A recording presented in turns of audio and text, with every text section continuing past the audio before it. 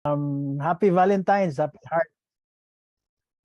hearts to all of you. Hello, Limar.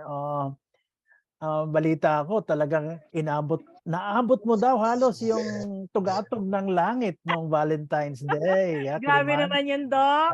Yeah, oo. Ang dami nagsasabi, pinost mo pa daw, nakaabot ka doon. Totoo nga ba yun? Totoo nga Fake ba? news yan. Fake news. Hindi, naabot mo daw, nasa Mount Ipo ka eh. Grabe, langit na langit ngayon. Ikaw talaga. Sarap ng biniyahe mo ah. Saan ba yung Mount Ipo-Ipo? Sa Ipo Angat kay yun, Ipo ba? Doc. Angat ng Oh, Ipo Dam sa may Bulacan. Ipo. Yes, Ipo Doc. Dam. Hindi yan Oh. Ipo-Ipo. Ipo Dam. Akala ko Mount Ipo. Mount Ipo. Ah. Akala ko it was somewhere in Mindanao. Ay, Ang hindi sarap naman, dyan. Doc. Dito lang naman ako nagta-travel. I have been there before, no? Sa may, Sa sa Mount Angat. Apo yun, Doc. Yung sa Davao. Oh, iba pa yon yung nandoon ka, ang hangin eh. Talagang naririnig sa sa microphone ng video mo habang binivideo. So, how is everybody? I hope you had a very, very, how is this?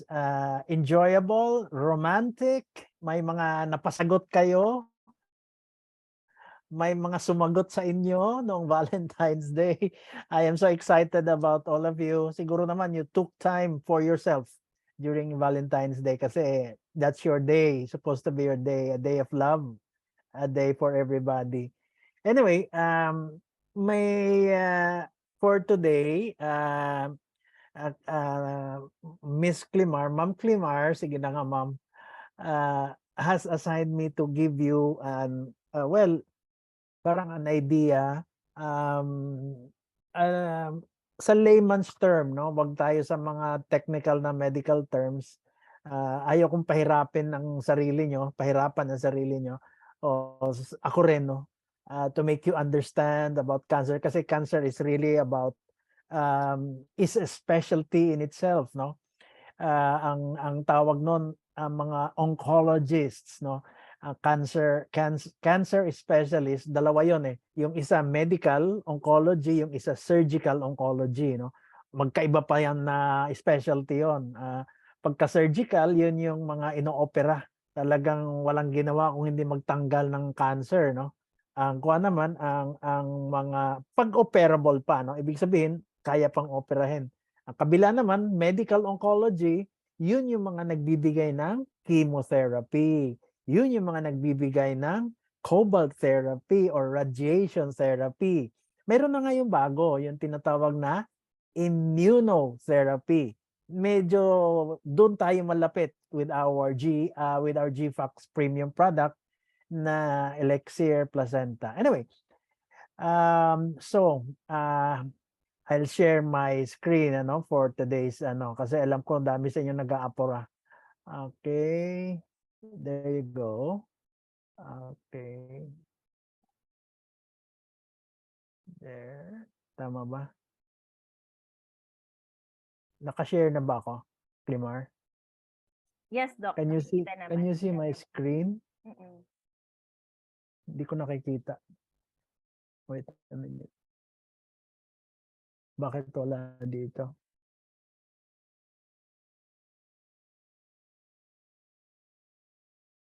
Bakit wala?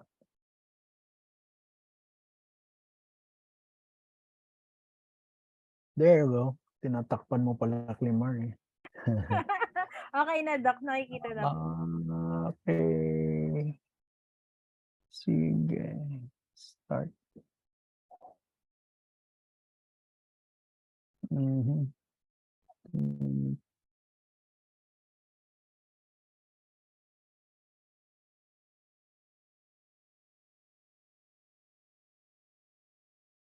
There.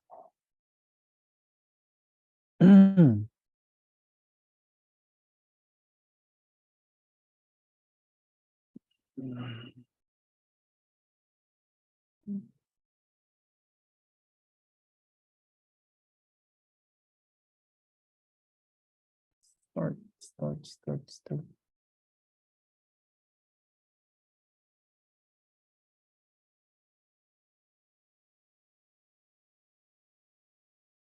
Hello.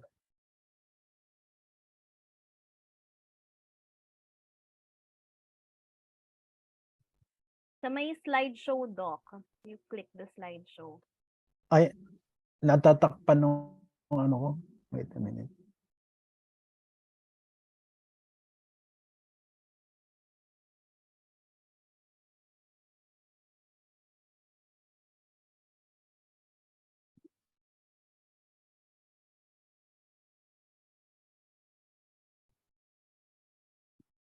Okay. There you go. Oh. There. Okay. The title of our presentation today is how Elixir Placenta helps to fight against cancer. Unang-una, let's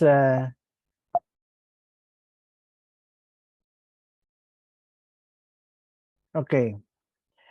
Good day to everybody. Let's define what is cancer. An abnormal lesion or growth in or on the body, okay, that may be benign. That means it's not cancerous, precancerous or pre-malignant, which is pwede maging cancer, or in itself is cancer, or it's called malignant. Now, it is a term in which abnormal cells divide, without control. So, mabilis ang reproduce nitong mga cells, and it can invade nearby tissues. Ibig sabihin, ang term naman ng spread is metastasize, the medical term, cancer cells can also spread to other parts na hindi katabi niya. Pwedeng malayong-malayo through blood, o kaya sa mga kulani natin or the lymph systems, So, hindi porke malayo ang baga sa matris o malayo ang baga sa prostate ay hindi tatamaan ang baga. Because ang baga is very, very vascular, maraming blood supply, so madaling tamaan siya ng primary cancer sa ibang part ng katawan, whether it is from the breast, whether it is from the uterus, etc., tatamaan pa rin siya o kaya kulani, So, anyway, now, that is cancer for you. Now, ang cancer up to now, dahan-dahan natin nalalaman or we're able to find what causes cancer. Iba, not in general, but specific cancer, problems of certain cancers, nakukuha na natin ng ating mga researchers ano ang cause. Kanya, nagkakaroon na tayo ng solution, But generally, nandun pa tayo sa wonderland ngayon, Marami pang tanong, marami pang cancers of different parts of our bodies na hindi pa rin nalalaman natin the truth about it, the origin about it, the etiology. Ang etiology, ibig sabihin, it's a medical term, ano ang cause? What is the cause of cancer, Ang masasabihin natin na causes, kasi dito nakalista, the leading risk factors for preventable, pwede natin mapigilan, are smoking.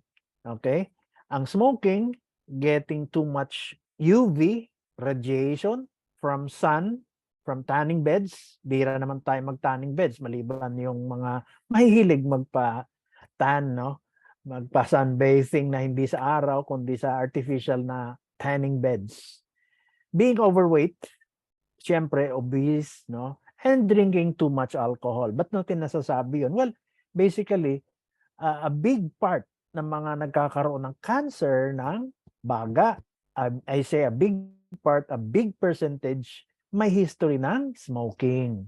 So, nalalaman natin that there is something in smoking, in the cigarette that causes, tinitrigger niya yung cancer to flourish on, no, na mag-reproduce ang mga cells, no.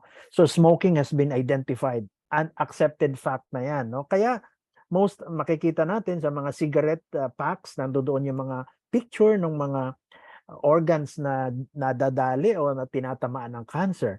Maliban sa smoking, ang lungs, no, nasopharyngeal, no, sa daanan ng hangin sa naso, which is the nose, and pharyngeal, doon sa may area ng nagsasalubong ang ating hingahan, the trachea and the esophagus, tinatamaan din ng cancer because of smoking, no. And doc, sabi nila yung tobacco, oh sorry, yung pipa daw hindi daw nakaka-cause ng lung cancer. That's true, no? Kasi ang pipa usually dito lang sa baba, sa labi lang natin pinapuff labas-pasok, no, hindi talaga natin ini-inhale, but it is the number one cause of cancer of the lips, no? Naman sa lips. And then UV. UV is too much ultraviolet radiation. UVA, UVB, ayaw ko na, I don't want to go into details, pero ang araw, no? Ang araw, the sun rays, especially kaya sinasabihan tayo ng ating DOH, the advice of not going under the sun from 10 to 2 kasi dito napakalakas, 10 a.m. to 2 p.m. kasi napakalakas ng UV, no? Tandaan nyo, ang UV rays, no, causes three things. Number one, it gives you a lot of wrinkles. Kaya pansinin niyo yung mga farmers na nasa bukid, nagbubungkal ng lupa, perming nasa araw, mas malalalim ang mga wrinkles nila, no? O kaya mangingisda, no, na nangingisda, pero kadamihan sa kanila kasi gabi kung mangisda, no? Pero those who are exposed to sun, napakalalalim ng mga wrinkles nila, no? Pangalawa, aside from wrinkles is hyperpigmentation, no? Dumadami yung ating mga dark spots, no? Lalo na sa mga babae, nagkakaroon ng mga pekas, marami melasma, no? And number three, which is very, very relevant to our topic today, is cancer of the skin, no? Napakadami po ng mga Caucasians, yung mga fair skin na mayroong skin cancer. Kasi madalas sila naka-expose sa araw, no? Mahilig mag-sunbathing, nagbibilad sa araw, simply because itong mga countries na ito nasa malalamig na areas ng ating mundo, therefore malamig, nagpapaaraw sila, o komportable lang sa kanila because the cold temperature around kina-counter yung init ng araw, no?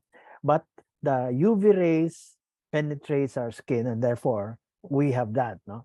So UV rays, being obese, being drinking too much, of course, liver cancer, drinking too much. Wala pa dito yung iba na mga causes of cancer like aflatoxin, ano ha? Ang aflatoxin has been identified as one of the causes. Ano yung aflatoxin, Doc? Well, aflatoxin is a chemical that is found in peanuts, no? Ang peanuts is pagka hindi mo alam paano or bara-bara ang process ng peanuts, let's say nabilad mo sa araw yon, binibilad kasi ang peanuts sa araw like parang palay, ano ha, pagkatapos na ulanan, uulan, titiklopin mo, lalagay sa bodega, tutubo ang molds, no? Nagkakaamag yon. Number one, yung amag na yan causes the production of aflatoxin, okay? Yung mga nagluluto ng mga mani, no, sa pina-fry nila, itong peanuts are very high in aflatoxin, is number one, of course, very commonly identified in cancer of the liver. Number one yan. Matter of fact, pinaka-safe daw to eat peanuts is steamed, no? Yung pinakuluan lang, pero yung sinangag, plus the fact na yung nagsasangag madalas paulit-ulit na yung mantika na yan, no? Lumang-luma na. So again, the high aflatoxin content. I can very well remember, no, few years back, ewan ko kung sino sa inyo mahilig kumain ng peanut butter. Peanut butter, kahit sarap ilagay sa pandesal no'n, gustong-gusto ko 'yun, eh. At with coffee, naku, solve na 'yung aking almusal no'n. And, there was a news from the US na 'yung ating pinaka number 1 na peanut butter, which is Lily's peanut butter, pasensya na sa plug 'no. Lily's peanut butter was banned sa Amerika 'no, from entering, yun ang paborito ng ating mga balikbayan, eh, ng ating mga, well, our relatives who are in the US, kainin 'no, ang peanut butter talagang jar-jar kung mamili yan dito sa atin. But it was banned in the US kasi napakataas ng aflatoxin content. To the point na binan na rin natin dito 'no, at halos mas malugi ang Lily's peanut butter noon. Ang ginawa nila as their PR, hinakot lahat ng mga peanut butter na yun, dinala sa Laguna, nilibing at sinabi nila tapos na yung ano na yan, batch ano na yan. I don't know. Now they also check that, no? Chine-check nila madalas yung mga aflatoxin content. So these are dahan-dahan nalalaman ng ating mga dalubhasa, ng ating mga researchers, that certain chemicals, certain agents cause certain cancers, no? Notwithstanding the fact, maliban doon, yung ating lahi, yung gene natin, no? Ang ating parents, mga ninuno, pumanaw dahil sa cancer. And so therefore, malaki ang chance na mayroon tayong cancer, no? Magkakaroon tayo ng cancer. Alam niyo 'yan, no?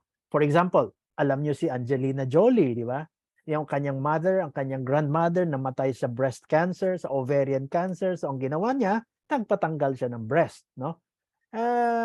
To avoid or not to have, ayaw na niya ma-experience pa na magkaroon ng cancer kasi sa kanila, they can monitor the gene and nalaman niya na ang kanyang gene was almost the same as her mother, which is a very, very high risk to acquire breast cancer. So pinatanggal na niya.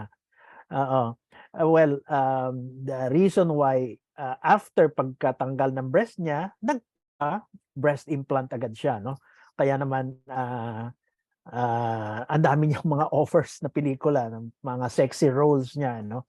So, these are things that now nalalaman na natin. No, maliban sa genes, sa chromosome, sa lahi, may mga agents that cause cancer.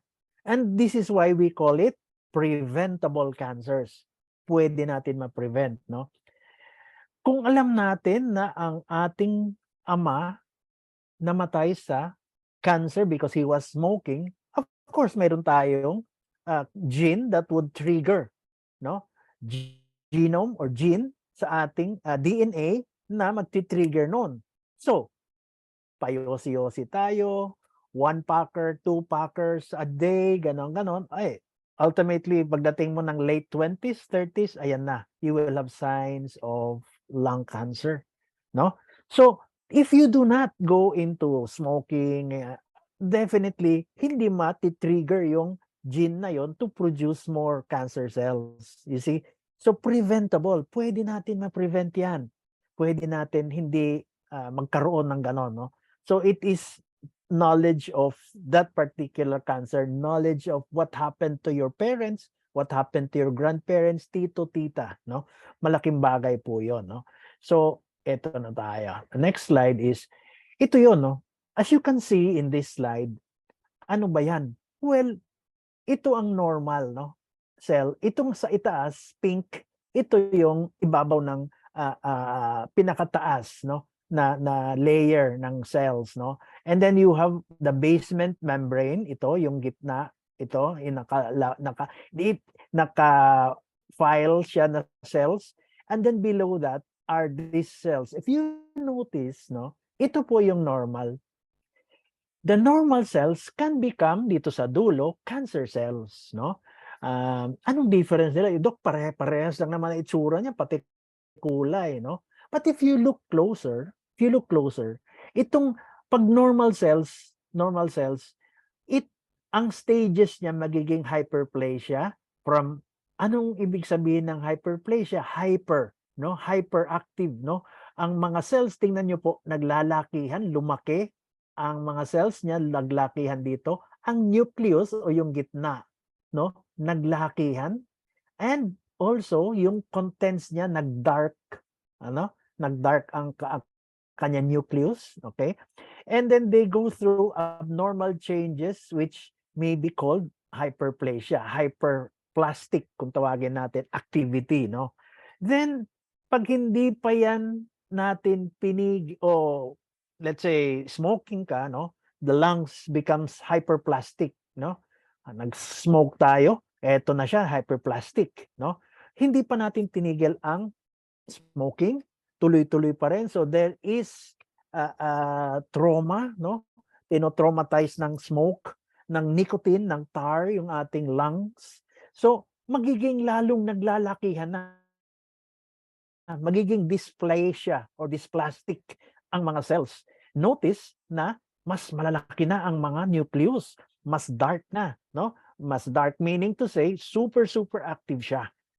Hindi pa rin natin tinigil yung ating paninigarilyo, tuloy-tuloy pa rin.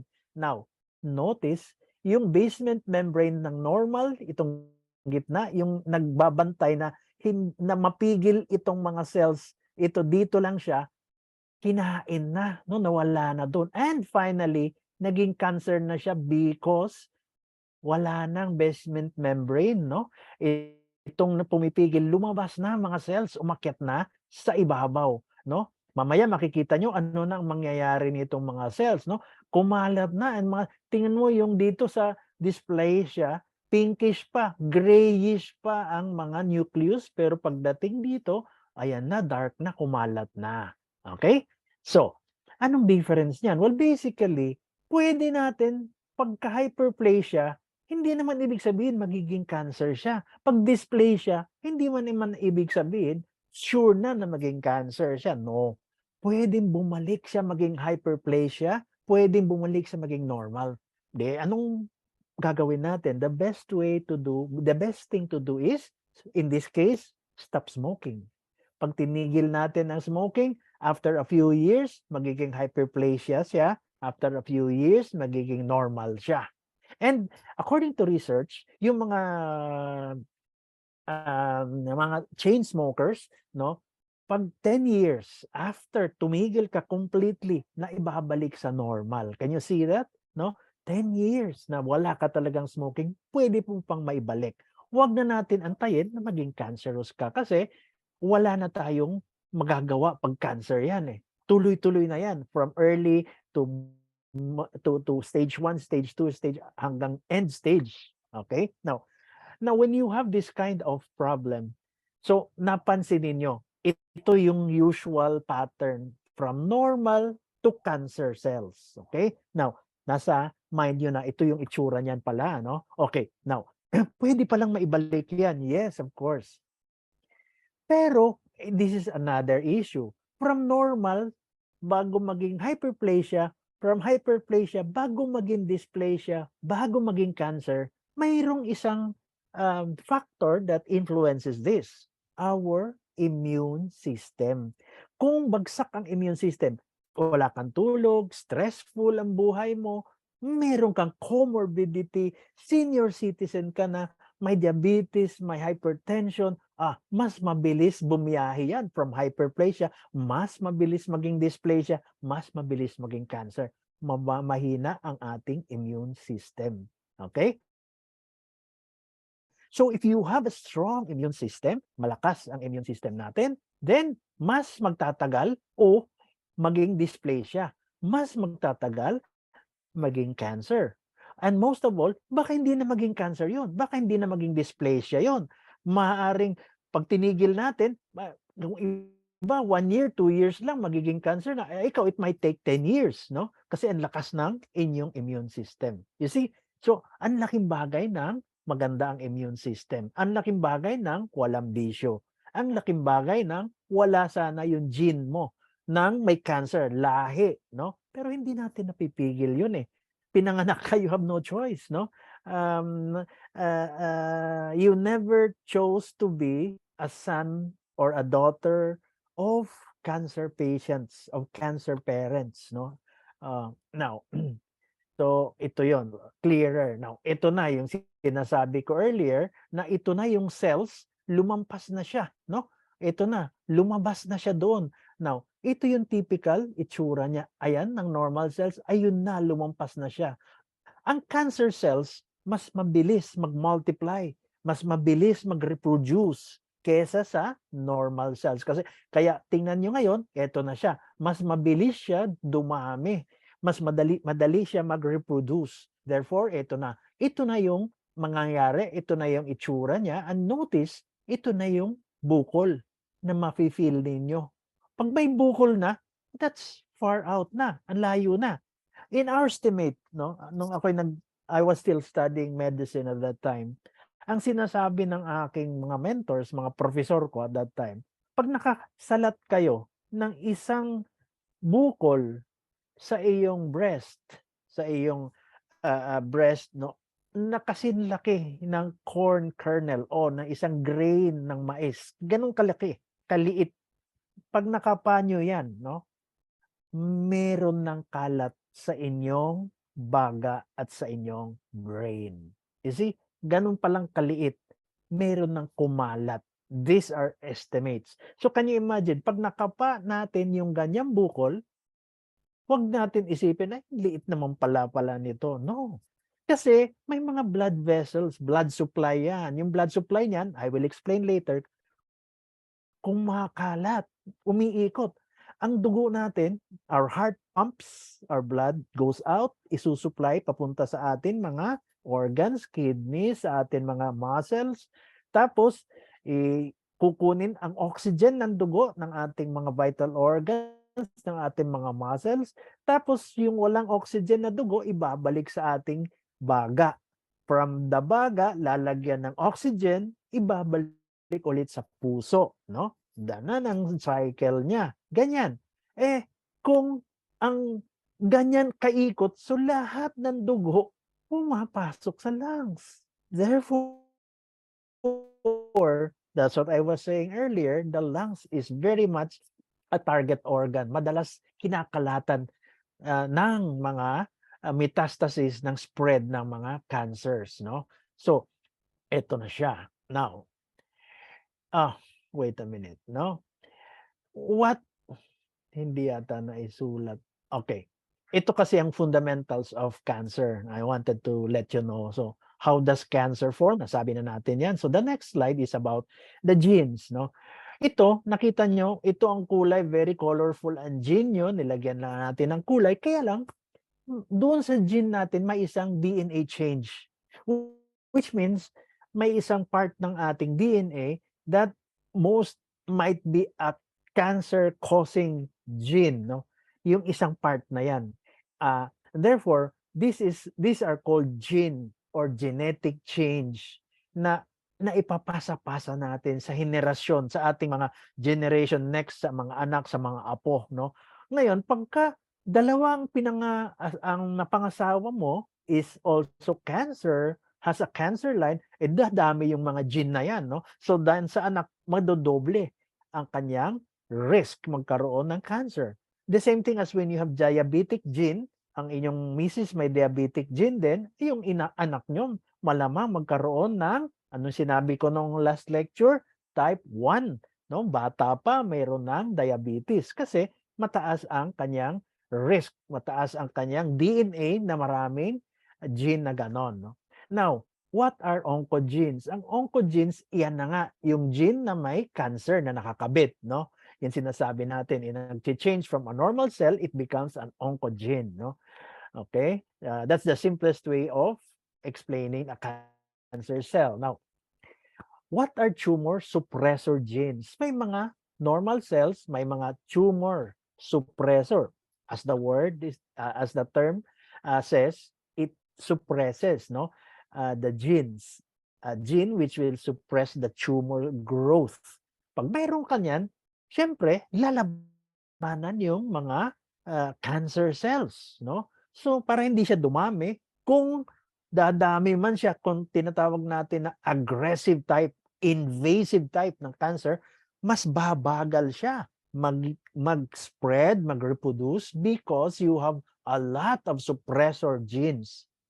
Kung mas maganda, malakas ang immune system natin, mas malakas ang mga suppressor genes natin na lalaban sa cancer. Okay? Okay. Now, the next thing is, what is a tumor microenvironment? Well, basically, doon sa tumor na yan, may mga, ayan nakikita nyo, may mga T-cell, myeloid cells, microphage cells, mayroong natural killer cells na nagtutulong-tulong yan para puksain ang cancer cells. May fibroblast, etc., etc. Sa loob yan ng tumor cells, no? A lot of this has to do with your immune system. Pag bagsak ang immune system mo, kaunti lang yan. And therefore, mananaig ang cancer. Dadami lalo siya and mag-i-spread ng mabilis. Kaya pag magsak ang immune system natin, mas mabilis ang progress ng cancer. Stage 1, naging stage 2. Stage 2 pa lang siya. Pag examine niya, biglang tumalon na sa stage 4. Sabi ni Doc, early cancer. Mahina kasi ang immune system, kaya naging terminal cancer na agad. Ganun kabilis, no? So again, immune system. How does the immune system interact with cancer, no? Ito 'yon. For example, itong cancer cell is the one colored orange, no? So basically, it will attack the cancer cells. I will show you photos, beautiful pictures of T cells, no, tumor cells kung tawagin natin, attacking, no. So hindi siya, some cancer cells unfortunately, sabi nga nila is below the radar, hindi na-detect, na-avoid ng detection ng mga immune cell, they evade, no. Otherwise inaatake siya ng mga immune cells, no. Others hindi mo ma-identify ng ating mga T cells or ng ating mga immune cells, no. So nakakalusot, dumadami pa rin, no.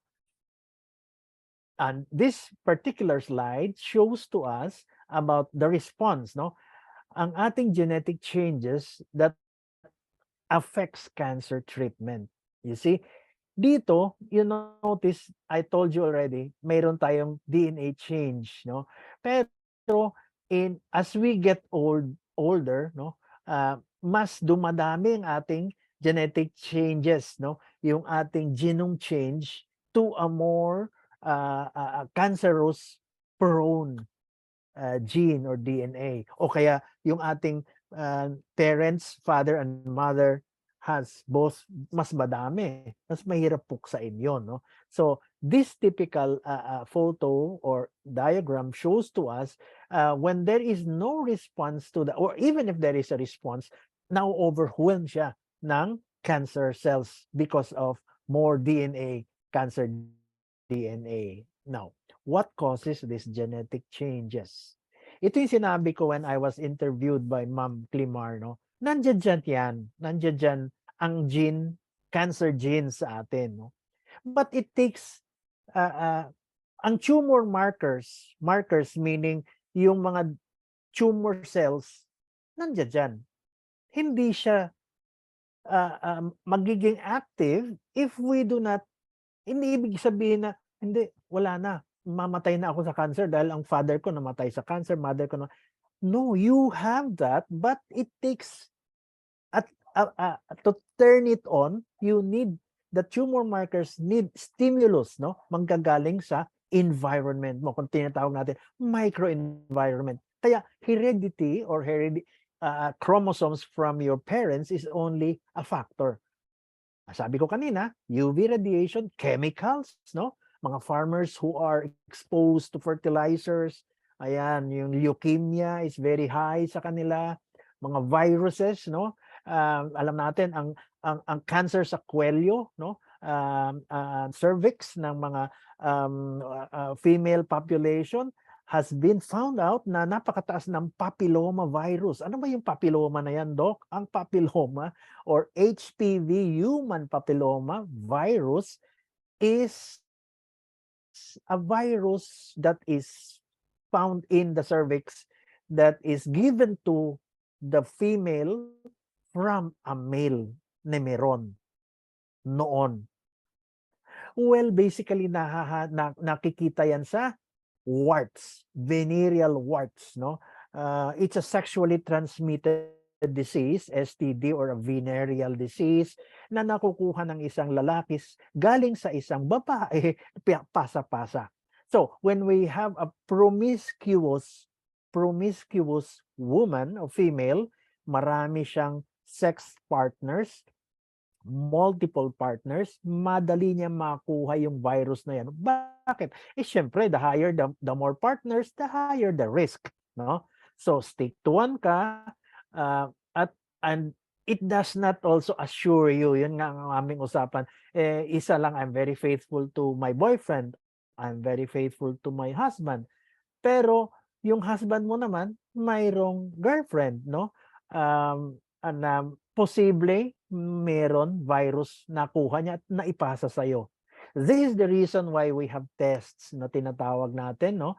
And we have vaccines against papillomavirus. So this is just an example na ang virus can cause cancer. Mataas po ang risk ng isang babae na positive sa papilloma, HPV, human papillomavirus, to develop cervical cancer, cancer ng kuwelyo.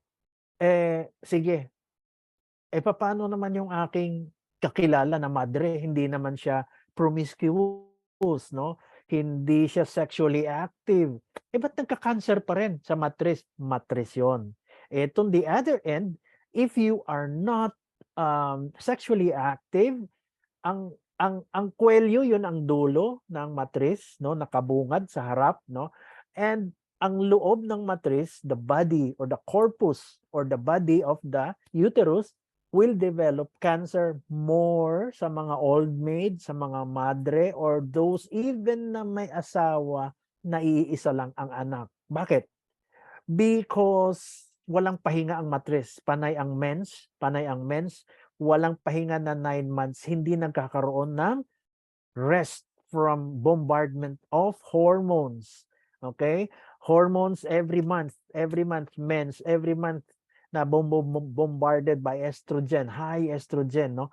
Unlike kung 3, 4 ang anak nyo, there are times na nagpapahinga siya ng 1 taon dahil nagbubuntis kayo So walang mens. And nag-breastfeed ka 2 years, anak, laking pahinga. So nakakapahinga ang matris. So most of the time, it has been found out na ang matris, cancer of the uterus, wala halos sa mga maraming anak, sa mga nagbuntis, no?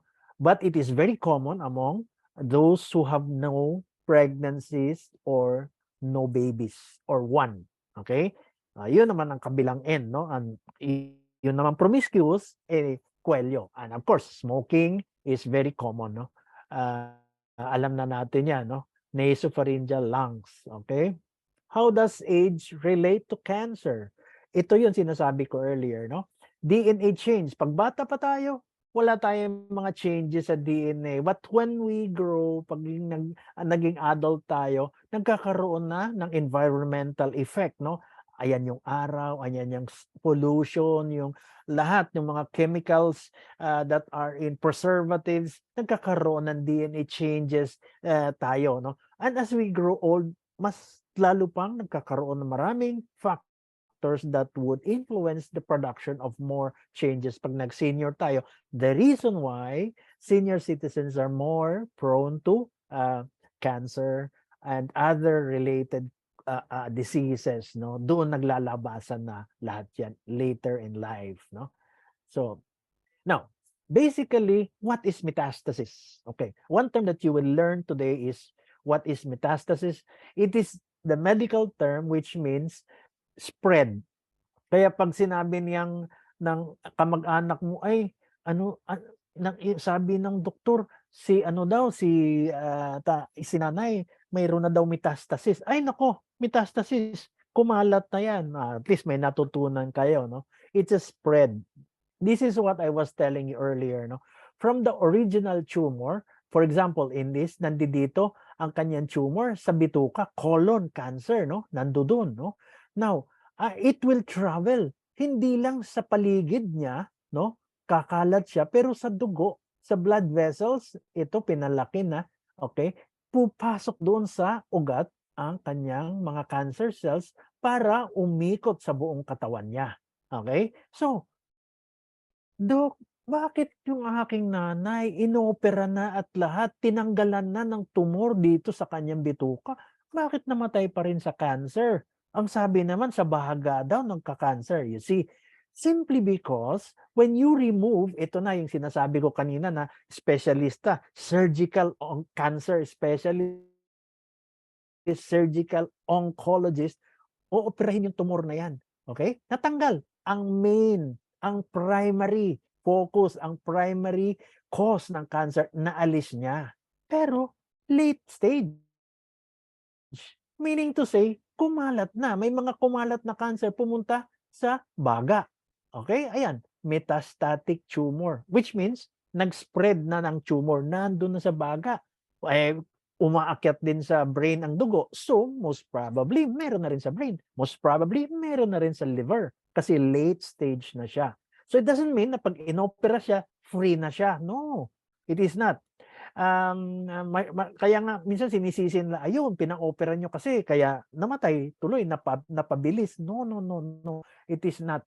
Inopera siya to remove the primary focus of the cancer, pero mayroon na nagpunta sa ibang bahagi ng katawan. Inalis yun para makakain siya. Kasi wala nang makadaan sa bituka, hindi na siya makakain. Pag hindi ka na makakain, wala nang sustansya, nutrition bagsak, immune system bagsak. Ano sabi ko kanina? Immune system bagsak, mas mapapabilis papunta sa late stage. So, kumbaga, inalis natin yung cancer primary, pero we want the patient to live more comfortable the remaining years of his life or her life, no? So, inalis natin para makakain, para naman mag-enjoy siya na natitira niya, hindi nahihirapan siya, in pain, patayin niyo na lang ako, wag niyo, pabayaan niyo na ako kasi masakit din naman 'to, no? So, this is the reason why na-o-opera. Kaso mo kumalat na, late na kasi, okay? So, malaking bagay po ang immune system and malaking bagay ang hinuhuli natin at an early stage of the cancer, no? So, this is a typical example. This is a picture of an electron microscopy of a T-cell. Ito yung T-cell ng gray na yan, inaatake niya ang cancer cells. Nakita mo, it is a cancer cell that has, kita mo yung mga galamay niya, hinahabol yung ibang mga areas, kakapit siya doon sa area na yon. Let's say the liver, tapos kakainin niya yung mga sustansya na pumupunta sa atay, the blood, it will be sucked by this cancer cell. The T cells will surround it para puksain siya, no? So if you have a good immune system, which Elixir Placenta is giving a boost to our immune system, mas marami kang T cells, di ba? Mas madaling puksain yan. Pero kung mahina ang immune system mo, mahihirapan patayin yung mga cancer cells na yan, no? So ito na tayo. Now, what is the main function of T cells? The T cells are part of our immune system. Yan na, no? Nasa immune. Pag malakas ang immune system, madami kang T cells. It develops from stem cells in the bone marrow. Ito na tayo sa stem cells na mayroon ang ating na part of the therapy, stem cell therapy of Elixir Placenta. It helps protect the body from infection. Siyempre, boost immune booster yan eh. And it helps fight cancer in effect, no? Because of that, no? So, another one, no? Ito, makikita mo, pink naman ng color dito ng T cells, no? Ay naatake niya yung cancer cells. Nakikita mo ang cancer cells. That is a cancer cell, no? Okay. Very colorful. This one is also a T cell. Ito yung T cell, nakita mo? Gaano kalaki ang T cell at kalakas. Very healthy T cell. Kinakain niya yung cancer cell. Nakita mo gaano kalakas yan. Is attacking a tumor cell. Can you imagine that? Kaya pag malakas ang immune system natin, magyabang ka. Ang T cells ko malalakas. Kaya cancer cells, nag-uumpisa pa lang, pre-malignant, stage 1, early cancer, pre-cancer, mabilis mo mapuksa yun, no? Because you have very good immune system, very strong immune system mo. Now, ito yung sinasabi ko about metastasis, no? Ang primary tumor mo nandito sa bituka, ibiyahe yun papuntang sa atay, no? The cancer spreads to different parts of the body. Now, ayan, dadaan, papasok sa ating mga ugat, blood vessels, papunta sa ating mga kulani, no? Oo, lymph nodes, no? Kaya sa breast, for example, no? Sa breast, pag may nakapakang breast mass, uy, may bukol ako. Iba-biopsy mo yon pag binuksan, babiopsihin din yung katabi na kulani, na lymph node, na kadalasan nandito sa ating kilikili, no? Same side, ipsilateral side. When we say ipsilateral, same side, no? So, right breast may bukol. Pag inalis yung bukol, pag inalis yung breast, kukuha din lahat ng kulani, iba-biopsy din. Ano bang biopsy, Doc? I-examinin. Kukunin yung kulani at sisilipin kung ilan doon ang may spread na ng cancer. Pagka negative, pag zero, ay ang ganda na stage na yan. Early cancer lang yan. Ibig sabihin, hindi kumalat pa papunta sa kamay, papunta sa utak, no? And it becomes an early cancer. Very, very much treatable. Matagal pa ang buhay mo. Aabutin mo pa ang iPhone 20. No? Biro lang. But it would lengthen, it would make the prognosis. Doc, ano ba prognosis? Ang prognosis, yun yung pag foretell mo kung gaano katagal pa mabubuhay ang pasyente, no? Pag negative ang mga kulani, ibig sabihin noon early pa, hindi pa kumalat, hindi pa pumuntas kasi ang kulani ang unang tinatakbuhan yan no? Pinakamalapit. Pag sa lungs, kulani dito sa liig. Kaya pag may nakapakang kulani, kabahan ka na kasi malamang galing sa lungs, sa baga. Kalat na yun. Pagkuha mo ng kulani, ibabiopsy yan, titingnan kung, uy, may cancer yung kulani. Nako, malamang galing yan sa baga. No? About a big percentage, 80 to 90% of lymph nodes sa lieg galing sa lungs. It's a spread. No? Late na yon. That is why we want you to have your physical exam. We want you to have your annual exam regularly para naaagapan ng mga doctors nyo. Nagamit na ba ang stem cells to treat diseases? Yes. No? Direct question, direct answer. Doctors have performed stem cell transplants, no? Like bone marrow. Alam na natin yan, ang mga transplant na yan. For example, ang stem cells natin, di ba sabi ko, ang stem cells nasa katawan natin at age 35, kalahati na lang, at age 60, halos ubos ng ating stem cells. So basically, nadadamage din ang stem cells natin, no? But when you undergo chemotherapy, okay, ano ba yung chemotherapy na yan, Doc? Di namin naintindihan yan. Okay, sinabi ko kanina na pag tinanggal yung tumor mo sa iyong bituka, abay, doon lang yun sa bituka na alis. Paano yung kumalat? Nag-spread out. Dumaan, Dok, sa dugo, sabi mo kanina. Kaya kumalat, okay. So therefore, paano mo maaabot yung mga cancer cells na yun na kumalat sa dugo? Well, yan ang chemotherapy. Chemotherapy are anti-cancer drugs na ipapasok sa ugat. That means sa dugo, para umikot sa buong katawan mo. Para habulin yung mga cancer cells na yan na umiikot. Chemotherapy. So, ang chemotherapy, nadadamage din ang stem cells natin. Ang chemotherapy is very toxic. Akala ng iba kasi chemotherapy, ay naku, sa cancer lang yun. Hindi. Pati ang normal cells nadadali rin, napapatay. Kaya nanghihina ang mga pasyente. Nakita nyo, nag-chemotherapy yan. Kaya nanghihina, walang gana kumain, etc. So, hindi lang pala cancer ang pinupuksa, ang pinapatay ng chemotherapy. Pati rin pala ang normal cells. But, if your immune system, ayan na naman tayo sa Elixir Placenta naman, malakas, kaunting stem cells lang ang napapatay. Kaunting hina lang ang mangyayari sa'yo. Balik ka ulit kasi malakas ang immune system mo. You see? Para kailangan ikikimo ulit. O sige, kasi malakas ang immune system niya, kaya bumalik ulit sa normal Pero mahina ang immune system, hindi kasi ng Elixir Placenta Aba, hindi tayo pwede mag-chemotherapy niyan. Kasi pag chemotherapy, mahina na nga, nanghihina, hihina pa lalo, mapapabilis siya. So, oncologist, yung mga cancer specialist will tell you, ay, hindi pwede mag-chemo ho, mahina po ang pasyente. Hindi, ma'am, mamamatay. Pagka chemotherapy siya, mapapabilis lalo. You see, this is the irony of it. Now, ito'y sinasabi natin kanina na it serves as a donor immune system to fight cancers, no? Leukemia, this is already, I would say, a proven, accepted fact na ang leukemia, lymphoma, ilang beses ko na ito sinasabi sa inyo, that these are already diseases na can be treated with stem cells, no? Leukemia, lymphoma, multiple myeloma, okay, mga cancer yan na tinitreat ng ating stem cells, no? The stem cell therapy treatment sa ating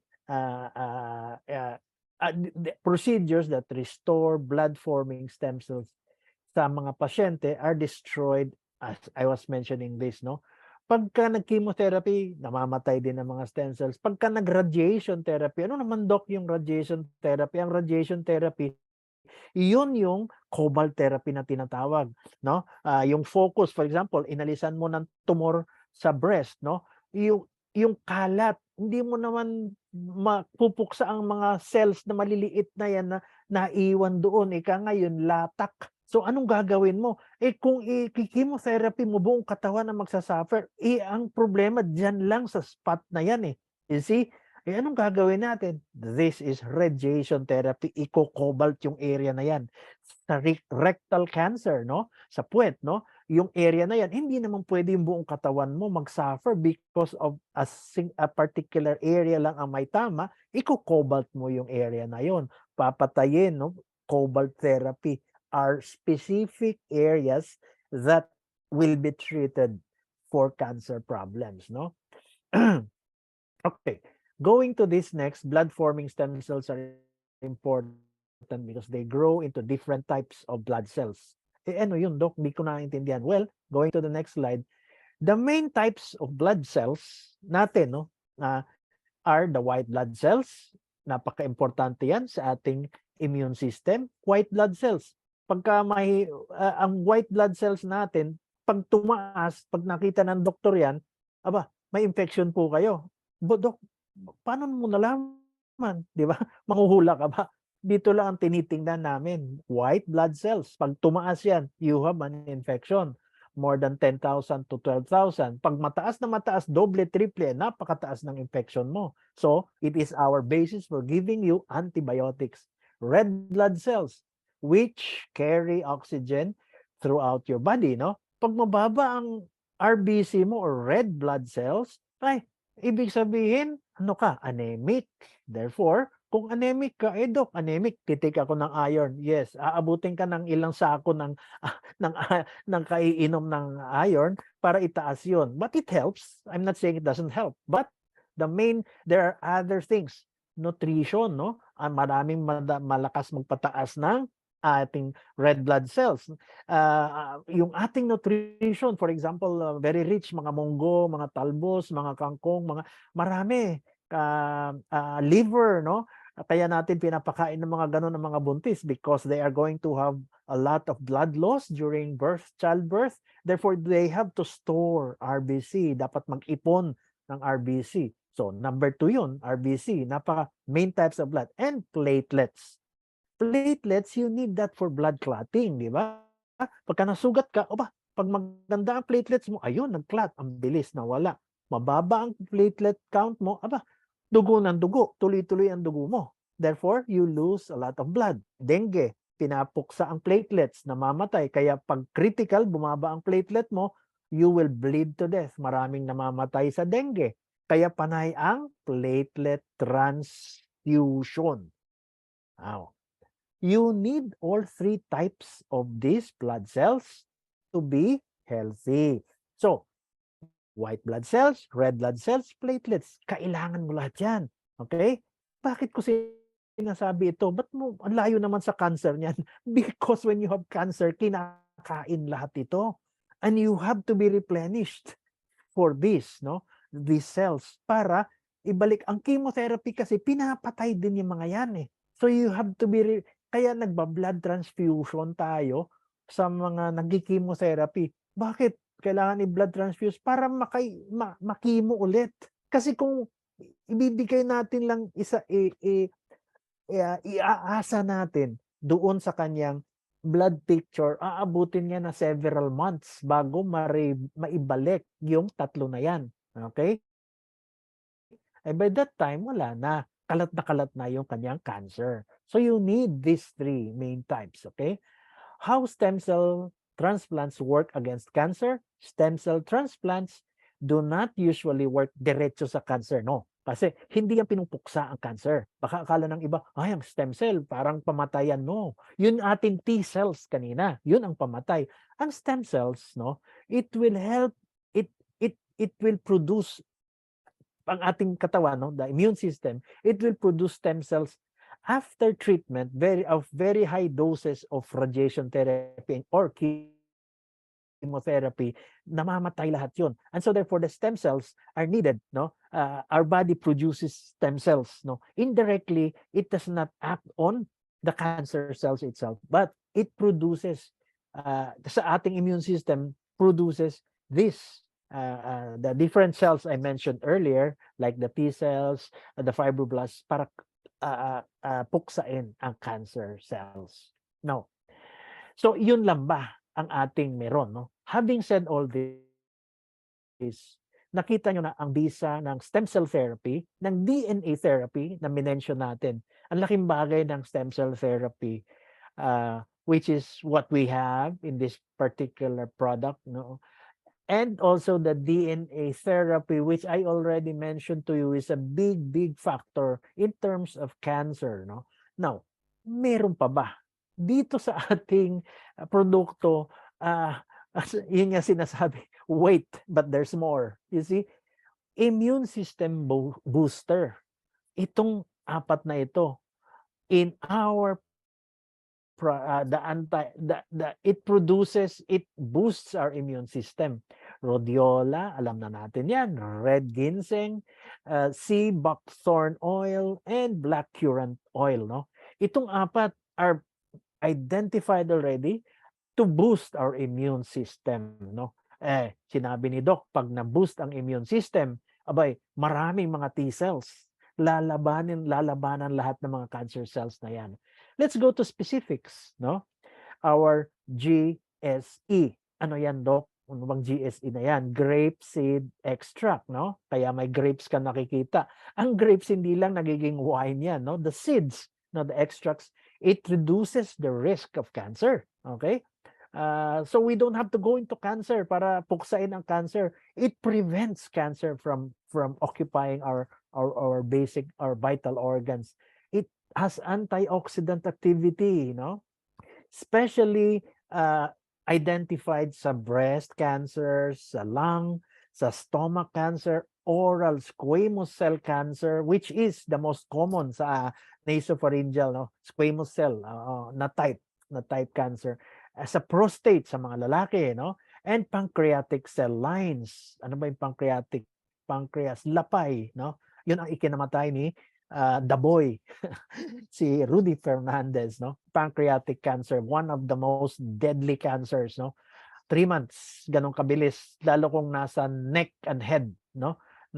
Kaya pag nagpa-annual check-up kayo, ipa-examine perme ang inyong lapay, ang pancreas ninyo. Ipa-ultrasound para makita nyo kung nag-uumpisa pa lang. Kaya if you have that line, no, family line. Also, grapeseed extract will reduce chemotherapy that is induced toxicity without affecting treatment negatively. Meaning, ang chemotherapy kasi, as I mentioned, pinupuksa ang ating immune system. Ang grapeseed extract will reduce the negative effects of chemotherapy, di ba? So kahit nagki-chemotherapy ka, natutulungan ka ng GSE, ng grapeseed extract natin, para hindi masyadong baldado yung ating immune system, no? Squalene shark liver oil. Ito na naman tayo, no? It is used to treat leukemia.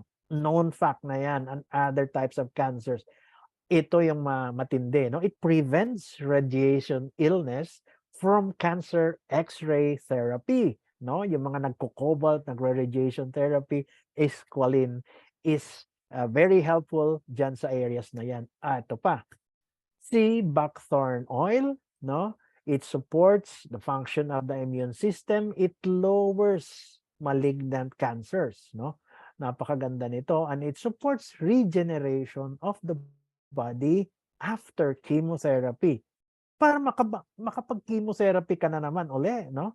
Um, it is important kasi hindi titigil ang chemotherapy kung kumakalat pa rin ang cancer mo, no? Um, um, I remember my brother, no? Brother-in-law ko.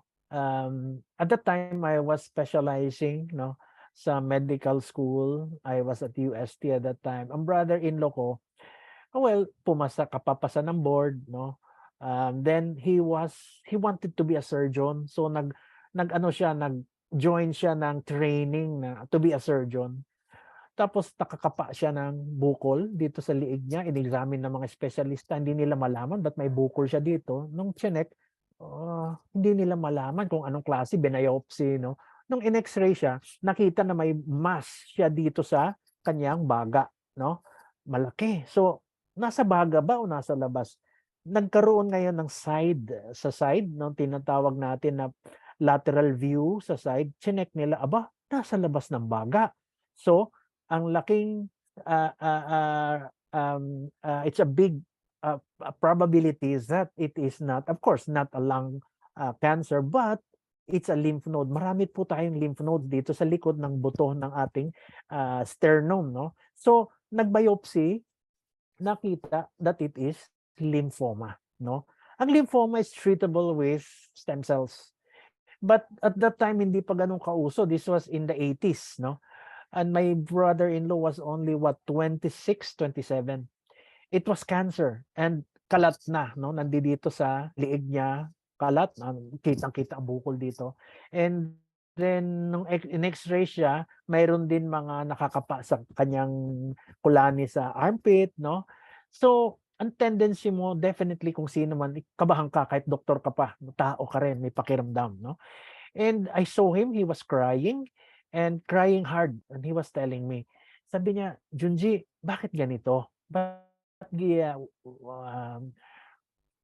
Bakit, why did the Lord allow this to happen to me? Alam naman niya na ako'y gusto maging doktor para makatulong, makapanggamot. Natapos ang aking board, pinaghirapan ko ang medicine.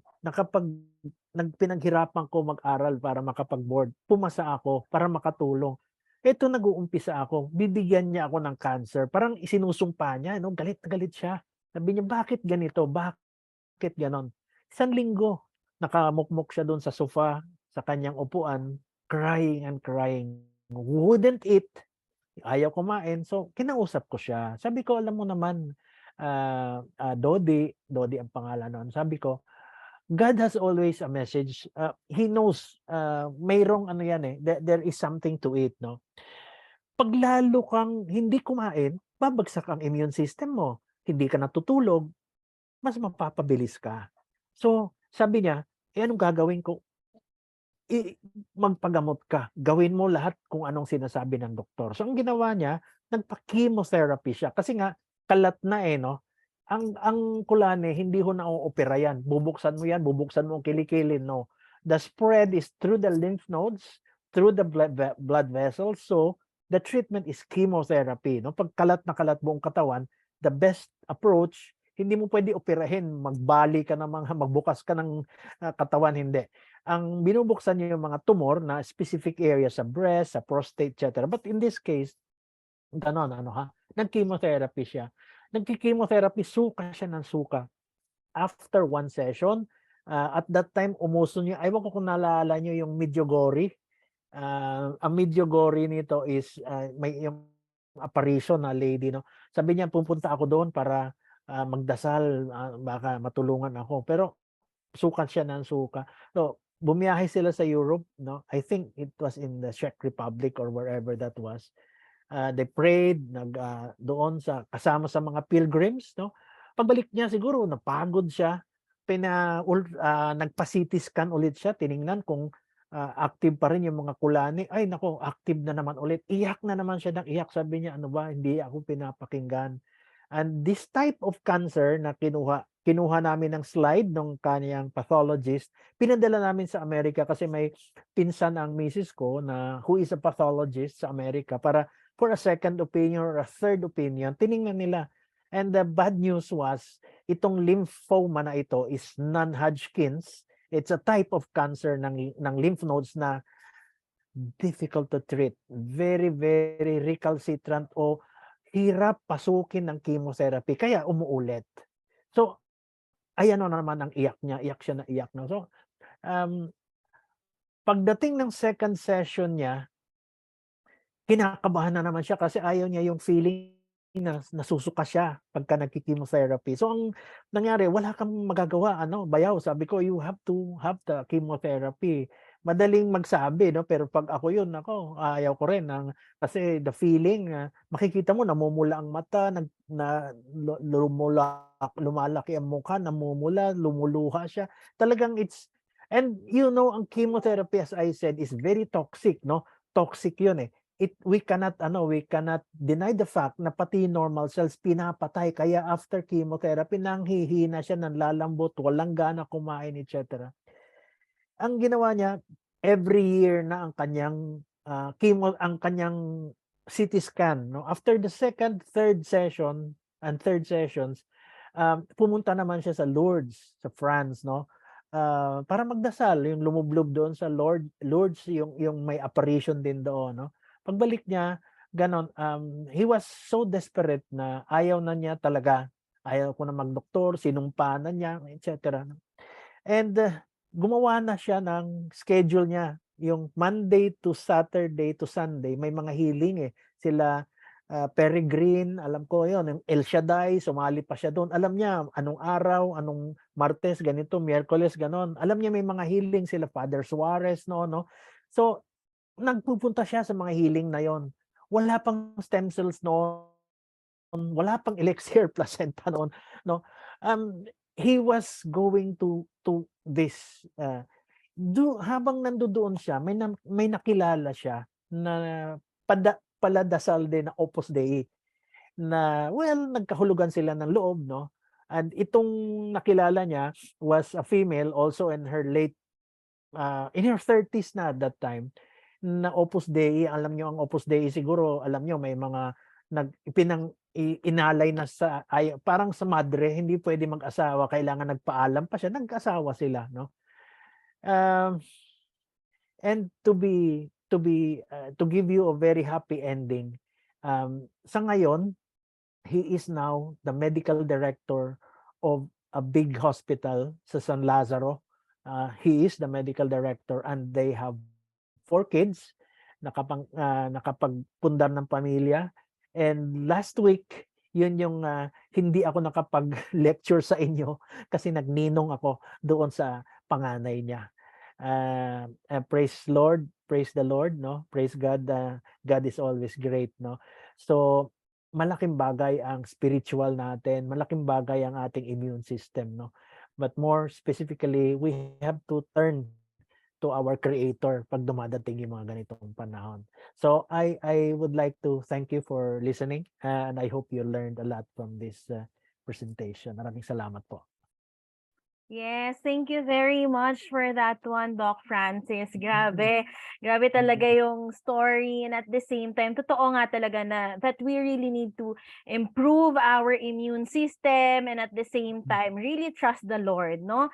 So, Yeah. GFox believers, amazing ba talaga ang Elixir Placenta?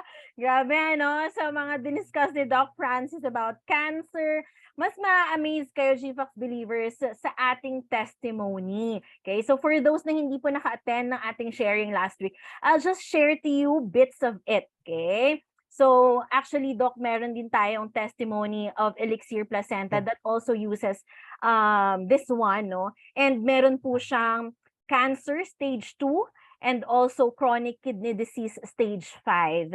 He is a Oh. doctor, si Dr. Romy. Okay? So si Dr. Romy, been practicing for 33 years. Nag-fellowship siya sa NKTI for 2 years. Nephrologist po siya. Nephrologist in Angeles University Foundation in Pampanga. Angeles Medical Center, and currently nephrologist po siya sa NSPI. So, meron siyang chronic kidney disease stage 5. So, ito po yung before niya, no, before siya nag-take ng Elixir Placenta. Okay? So, we can see here talagang namanas yung kanyang paa, may pamamanas siya, tapos after continuously taking of Elixir Placenta, nawala yung pamamanas niya sa paa. Tapos nag-lighten din yung feet and then yung legs niya. And isa rin sa kinagulat nila kasi before, halos wala siyang urine input. Pero ngayon, nagkaroon na ng improvement yung kanyang urine. However, no, during this process, meron din siyang nakapa na parang bukol. Okay?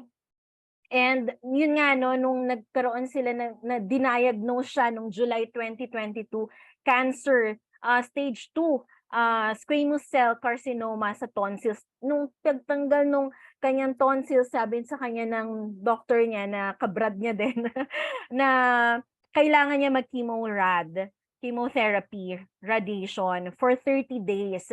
Pero dinecline niya to, ayaw niya kasi dialysis patient nga rin po siya. So, last December 2022, after taking the Elixir Placenta 3 times a week, yung lump po niya, kasi sabi niya malaki daw po yung lump niya, talaga nahahawakan eh. Vinisit niya yung ENT doctor niya and have a check-up. Sabi ng doctor niya, anong tinake mo? Anong ginawa mo? Dahil nawala na yung lump. Sabi niya ganon. So nawala na yung lump. Tapos sabi ng doctor, we cannot run the MRI test anymore or CT scan kasi wala na yung bukol. So he was advised to visit him again after 3 months. So continuously taking the Elixir Placenta, malaking tulong po talaga, no, sa ating mga cancer patients. And ngayon, makakasama po natin si Ma'am Geraldine and also hopefully kasama din natin si Doc Romy. Ayan, nandito po ba si Miss Geraldine? Hello, Miss Geraldine. Ayan, hello. Hello. Ayan. Yes, nakikita po Good evening ba? sa inyo lahat. Yeah, good Yes po, Ma'am Kimar. Doc. Good evening. Hi, good evening. Yes, can you share to us your experience of Elixir Placenta? Okay, so as what's said naibanggit mo na yung naging nangyari sa akin.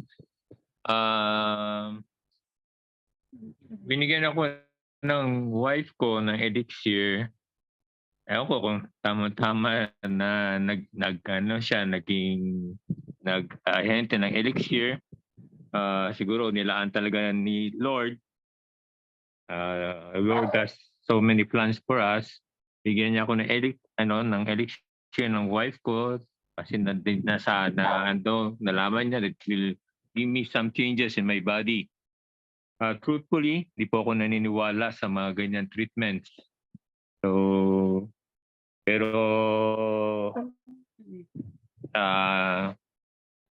tinake ko na rin. Tinake ko na rin yung Elixir once a day as suggested, given to me by my wife para matry lang. Sabi ko, wala namang mawawala sa akin. So, that was when I was diagnosed ng kidney failure at nagda-dialysis. So, I took 1 a day. It gave me sort of some changes my body. Naging lumakas po ang aking katawan. Di dati na matamlay at madali akong mapagod. Ngayon po ay nakagawa na ako ng household chores. Wow. Tulong sa aking asawa. And then, unfortunately, the year 2022, dagdag na po yung aking sakit nga. uh, na-diagnose ako through biopsy, removal and biopsy, yung mass sa may tonsils ko, na meron po akong squamous cell CA. At meron din po akong bukod doon sa mass, meron din sa tonsils ko, may din ako unang napansin ko yung mass sa mandibular, sa ilalim ng baba ko sa kanan. Medyo malaki po yun. Pero ang tinanggal ng aking friend, yung sa may tonsil ko. And yung doon po nga na-diagnose. Sabi nga, I went to the oncologist and he advises me to have a chemorad therapy after seeing my MRI and after seeing yung mga lab test ko, SPB. So that was the final decision that time. It will be daily radiotherapy and at least once a week of chemo. And sabi ko sa sarili ko, I think hindi ko na kaya. Nagda-dialysis ako, tapos mag-chemotherapy po na gaya ni sabi na yung manghihina ako because of those two processes. So I decided, ipasa Diyos ko na lang. So, through prayers, nag-pray na lang ako. Lagi naman po ako nag-pray daily sa Kanya. And then my wife advises me to take the elixir placenta 3 times a day. Sinunod ko na lang po siya. And sort of miracle, yung sa mandibular mass ko na wala namang ginawa doon, nandun lang siya, unti-unti siyang lumiit. Unti-unti na hanggang sa nawala. Kaya nung pa-check up ako sa aking friend, I was operated August 22. Pa-check up ako in December kasi feeling ko talagang parang wala na akong cancer. So I would just like to have a confirmation from my friend. And yung nga, nung nakita niya ako, friend ko, yung nag-opera sa akin, there was no sign of cancer. Wow. Praise God. Sa oropharyngeal and pati yung lymph nodes, wala. Stage 2 po kasi ako eh. So, yun na. Sa lymph node na yun. Pero, still, he wants me to observe me. So, every 3 months, I have to go to him. Para ma-check and for makita talagang wala na. Napawaw na lang siya nung sinabi ng wife ko na I'm taking elixir placenta. And truthfully, nakatulong sa akin ang elixir placenta. Strength-wise, mas malakas po ako ngayon. Dati pong halos konting-konti lang ihi ko. No, hindi pa rin naman siya normal. Pero dati once a day lang ako umihi. Nagkaroon na at least twice a day hanggang morning, evening. Medyo nadagdagan naman. And the lymph nodes are still not there. Lagi kong kinakapain leg ko. So thank you first to our Lord, to our God. And second to elixir placenta na ginamit ni Lord na instrument yung wife ko, timing na pasama siya sa elixir placenta group at timing na nakatulong sa akin yung placenta, elixir placenta. Kaya maraming salamat din sa inyo for developing the drug, for introducing the drug to us. Sana nakakinig sa akin. Ako po, ay dating hindi naniwala sa mga ganyan treatments. Pero now I believe that it can have an effect in our lives. In fact, Amen. quality of life at sa ating mga diseases ay makakatulong siya ng malaki. Amen. Thank you so much for Thank you. Elixir. Thank you, Doc. Thank you. Wow. Thank you po. Oh. Thank you po. Yes, thank you, Miss Oo, Geraldine. maraming Thank you, salamat. Doc. Thank you so much. Oo. Thank you, Doc. Thank you, Geraldine. Thank Thank you. you din po. Thank you po. Oo, wow. Yeah, Very amazing. good. Ma-share ko lang din po, Yes, Ma'am sige po. Clims, Doc. Oo. Hindi lang sa cancer niya, kundi sa dialysis niya. Kasi ngayon po, na siya, masigla na siya, the quality of life na hinahanap namin. Hindi na rin po siya yung madaling Wow. hingalin.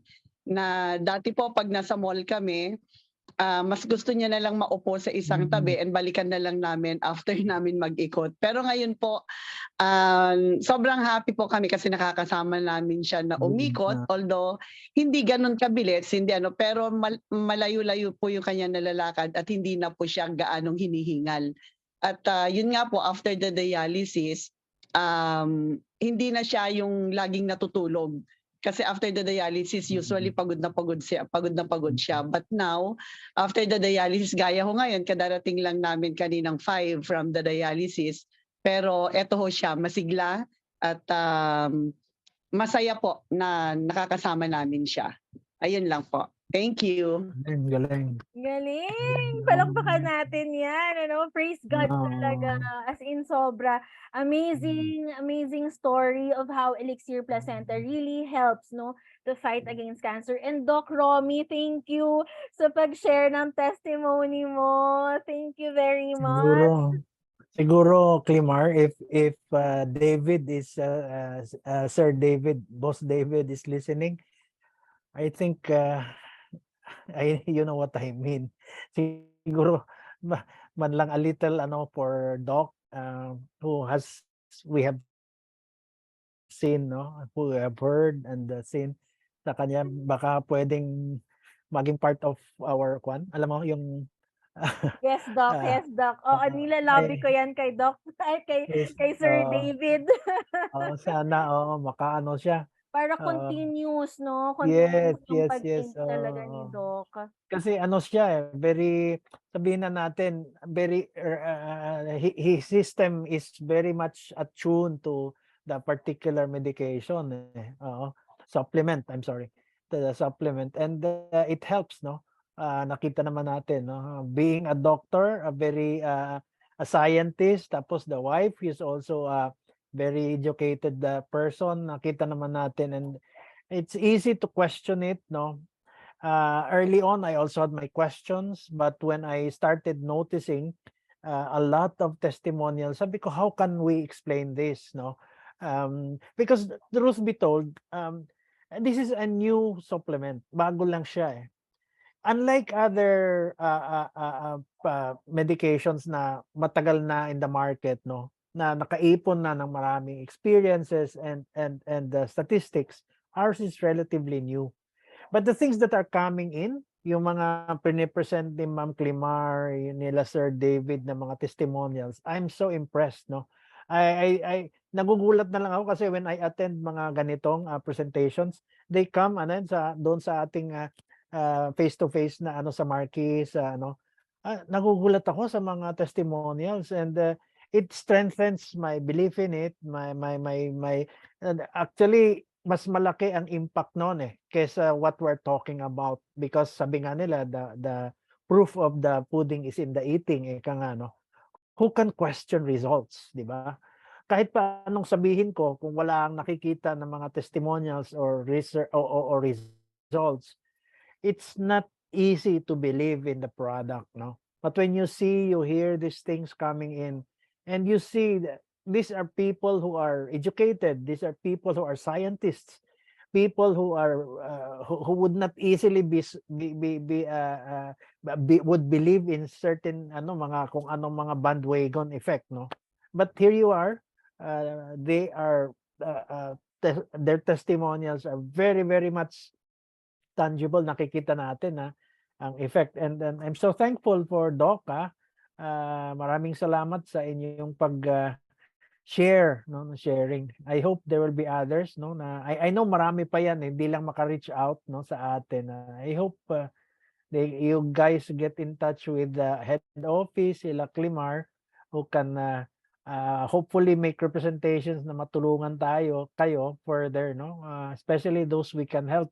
I know the GFAX has a big heart, and I'm very sure even pag wala na ako dyan, malaking tulong nila ang gagawin for those who are really in need, because it's about also giving back to the community who has helped us a lot, no. Malaking bagay 'yun because I know you all guys have a big heart, kaya I hope your destiny to help, the vision and the mission to help will be always there. Thank you so much, Doc. Ma'am Geraldine, salamat po. Yes, thank you. Thank you, Doc, and for sharing this amazing. Yes po. Thank you po. Thank you, Ma'am Climar. Welcome, Thank you welcome. for the opportunity po para makapag-share. Yeah, it means a lot, lalo na sa mga GFAX believers natin who are also having this same situation as with Doc Romy, no, na nagda-dialysis at the same time cancer patient din. Napakalaking impact talaga that you also gave hope to everyone.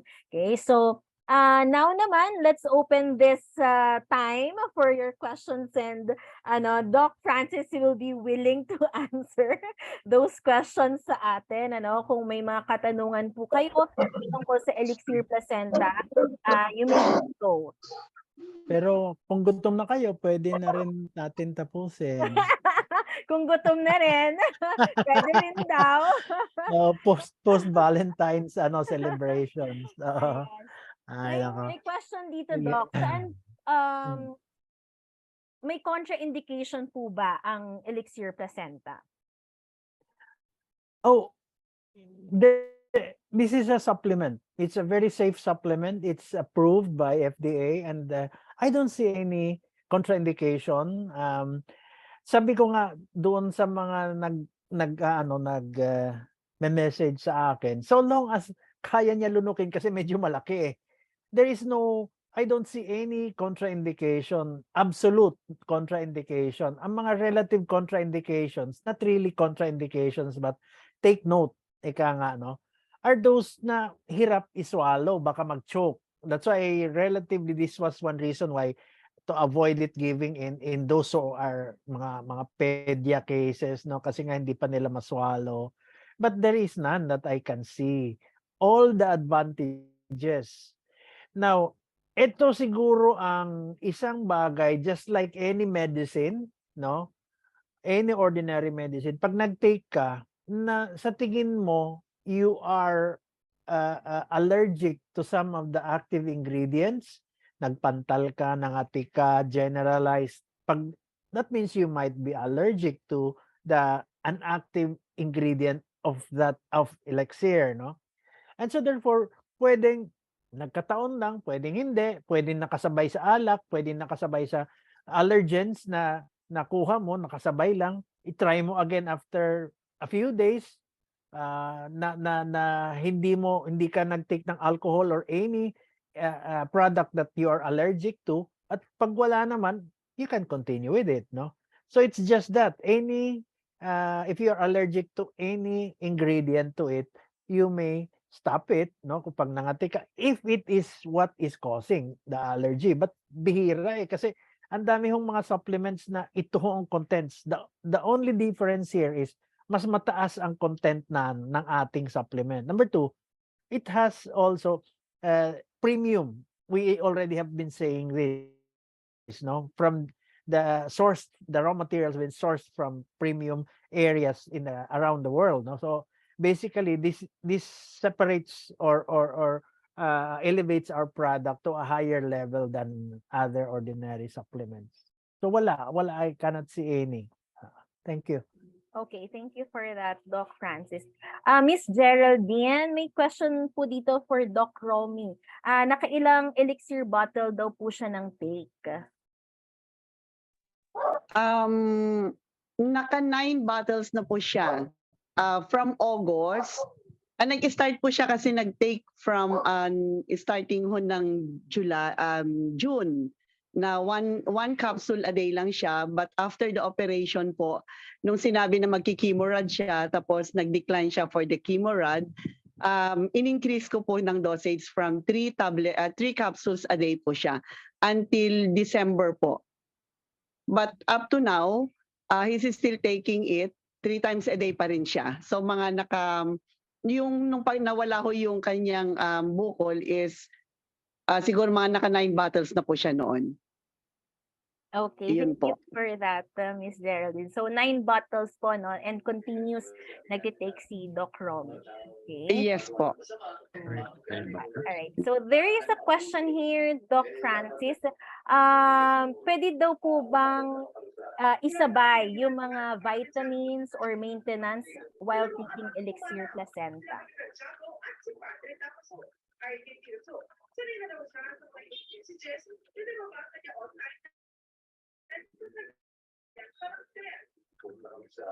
Doc Francis, naka-mute ka po.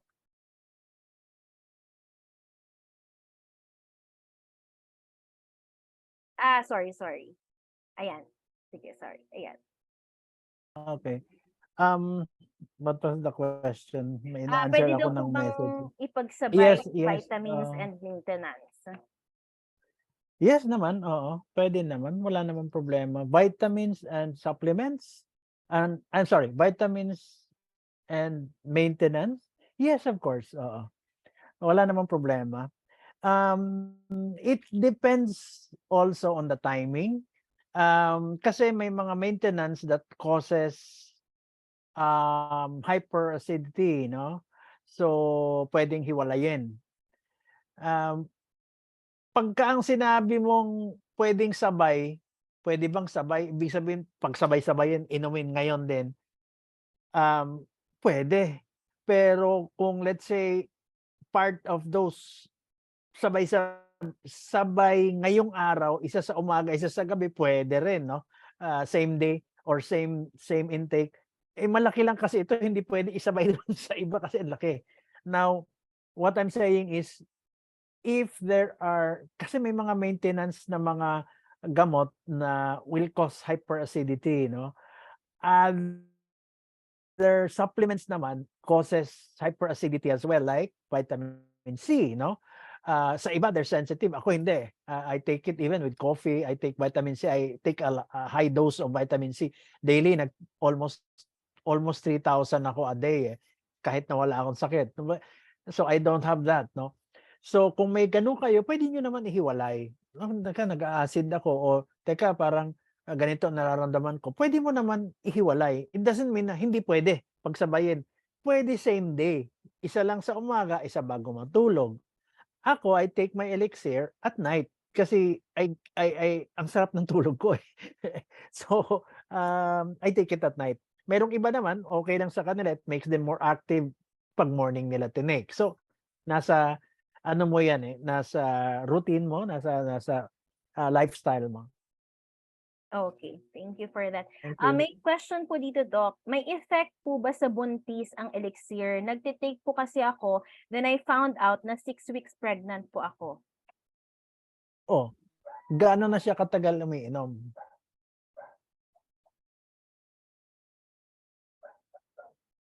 Siguro during that time, nagtitake siya ng Elixir Placenta, tapos na-found out niya na 6 weeks pregnant na siya. So may effect daw po ba kaya yun sa pagbubuntis? Hindi, kaya ako natanong yon. Kung gaano na siya katagal. Kasi yun na nga ang effect. Tingnan mo, nabuntis siya dahil nag-elixir placenta. No, just kidding. But there are no studies to it, no. As I said, this is a new supplement, bago lang. If you are saying, maybe is there an effect? Maybe you're talking about a negative or a bad effect, no? And you are afraid na baka meron, no? We cannot disprove that, no? We cannot say na wala. We cannot say na mayroon, no? Ang atin na lang sinasabi is when a patient or somebody finds out na buntis siya or lactating, nagbe-breastfeed siya, we avoid giving it to them in the meantime that there are no studies contrary to the safety of this during this period. Ang looking at the ingredients, actually wala naman harmful for during pregnancy. But as I said, we still have to have studies to be very, very sure about the effect on pregnant and lactating mothers to say with conviction na definitely it is backed by science and etc. etc. At this point, wala tayong ganon, no? So ang sinasabi natin is it might be better not to take it muna and better to take prenatal vitamins na lang. Why? Because Elixir placenta is not meant to be a prenatal vitamin. Ang prenatal vitamin kasi has different ingredients which a pregnant woman, wala naman pregnant man, a pregnant patient needs to sustain the pregnancy and for the health of the baby na dinadala niya. So, but as to mas mainam prenatal vitamins na lang ang i-take niya in the meantime, even up to breastfeeding time. Yun. Actually, during the first trimester, mas kakailanganin mo pa rin ng additional na fluoride, no? You would need that because you need fluoride for the first trimester to avoid neural tube defects, which is very common for pregnant patients na hindi nag-take ng fluoride during first months of pregnancy, first trimester. So mas kailangan niya yan ng ganun. Thank you for that clarification. Meron ditong medyo complicated na question.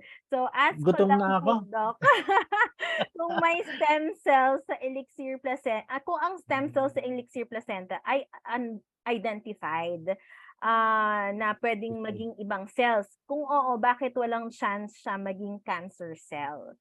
Kasi parang siguro sinasabi niya dito kung unidentified yung stem cell, may chance ba maging cancer cell yon? Ang cancer cells are not taken. Hindi siya nape-prepare sa it cannot be prepared in the laboratory. Okay? In vitro kung tawagin natin, walang ganon na cancer cells, Cancer cells develop in our body. I mentioned to you earlier doon sa aking presentation ngayon that ang cancer cells will develop when there are trigger points, when you start sa ating microenvironment, lifestyle, etc. Na nagkakaroon tayo ng when we encourage we continue smoking, we eat this, we go UV, etc. Yung na-mention ko earlier, these are trigger stimulants, stimulus for cancer cells to produce. Virus, I mentioned to you. Nakita nyo yung pag-progress ng normal cells to hyperplasia, to dysplasia, to cancer. Yun. Hindi tinitake yun. It develops the cancer cells, Just look at that illustration. Put it in your mind, malalaman mo that it is not to be taken. Hindi iniinom ang cancer cell, hindi kinakakain. It develops because of what we eat, because of what we drink, practice, what's in the environment, pollution, etc. Oh, okay. I hope it answers it. Yeah, of course, Thank you. of course. Okay. And I know, gutom na rin si Doc Francis. Okay, so last question na. Okay, magbabasa muna tayo ng last question dito. Hello po, Doc. Ask ko lang po, pwede po ba mag-take ng elixir na may sakit na vertigo? Birthday niya. Vertigo. Hindi. Kung pwede mag-take ng bakit naman hindi? It's a supplement, as I said. It's safe, as it's FDA approved. There's nothing wrong. I don't see anything wrong with a patient with vertigo. Kung yun yung may cancer nagtitake, vertigo pa, di ba?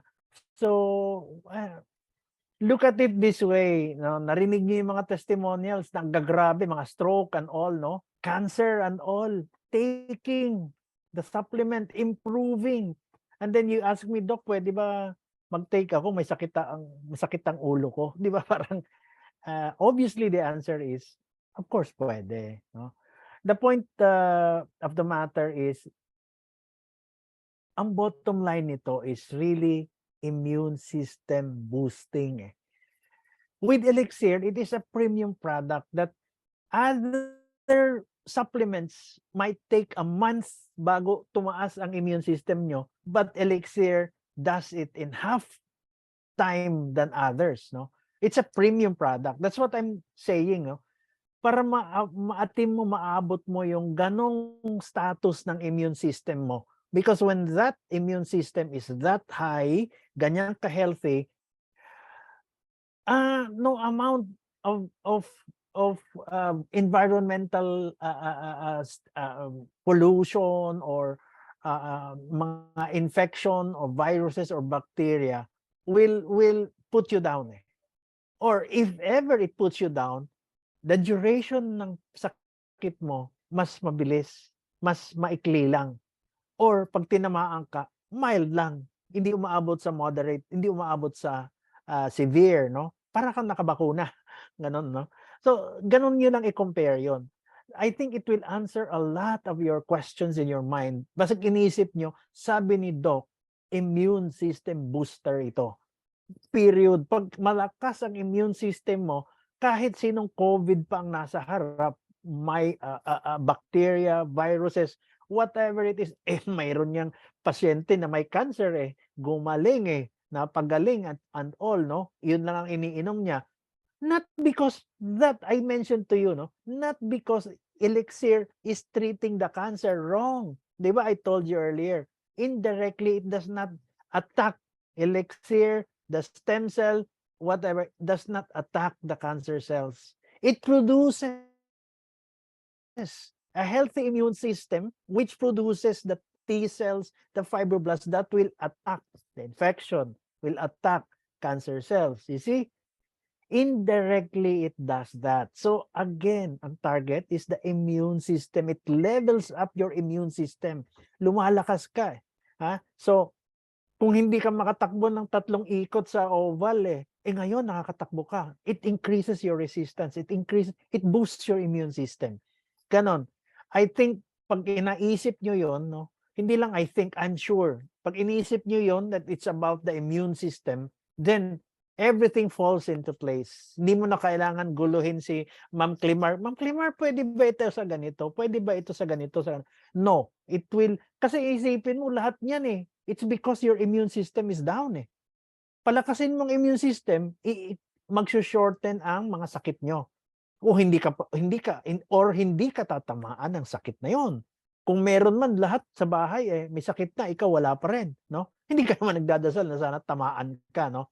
Don't you find it a good investment? Yes, it is pricey. Yes. Ano bang gusto mong hindi pricey, di ba? Because the returns are 1 in a million Hindi ka na magkakasakit, hindi ka gagastos sa ospital, which is magkano, di ba? We have been saying that at the start of the campaign of this particular product, gaano kalaki ang nagagastos mo ma-hospital ka. And it's not only that. Yung iyong opportunities na nawala, millions, yung iyong pagtatrabaho na nawala dahil nagkasakit ka, hindi ka na makapasok, di ba? And yung priceless moments with your family, with your children, di ba? Na nakakapag-bonding kayo na wala dahil nagkasakit ka.